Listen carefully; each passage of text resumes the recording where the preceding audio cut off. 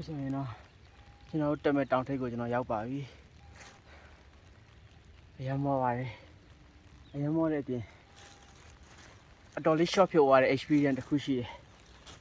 ဘာလဲဆိုတော့ညှော့တွေ့တာလန့်သွားတာပဲလို့ညှော့တွေကအများကြီးပဲကျွန်တော်နဲ့ပါလာတဲ့နှစ်ယောက်က3ယောက်သွားတာ2ယောက်ကကနေဒါလာတဲ့သူတွေအတွဲအဲ့အတွက်ကျွန်တော်နဲ့ guide 2ယောက်နဲ့သွားတယ်သူတို့လည်းချောင်းမမြော့နေကြည့်ပဲကျွန်တော်တို့ဒီနားရဲ့စကန်ရောက်တော့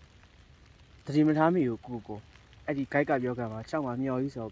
မြင်သွားပြီးလက်ဆော်သွားတာကုချောက်ကိုတော့တွေ့နေလက်နဲ့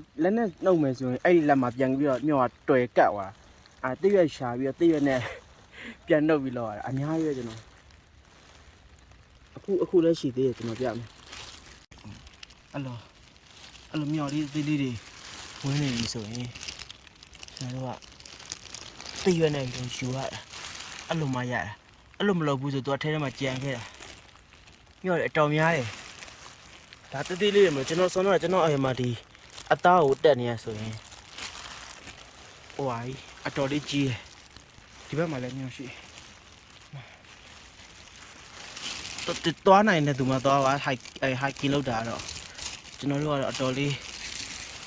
နောင်တတော့ရစလို့မရစလို့မဆောက်ဖြစ်နေအမေတော်လေး view လည်းခုမမြင်ရတော့မိုးတွေတော်တော်တဲလာပါပြီကျွန်တော်ဖုန်းယူဆုံးမကြောက်လို့ဒီလောက်ပါပဲကျွန်တော်အောက်ကိုဆင်းมาတော့မယ်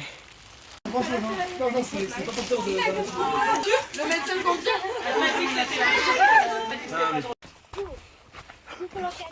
No, they like small ones. small one Later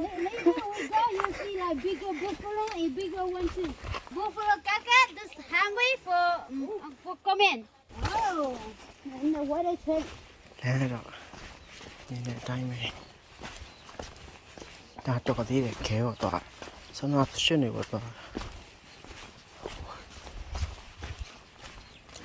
Oh, hey go you okay? Just slowly. The stone like slippery. yes Hi, bud.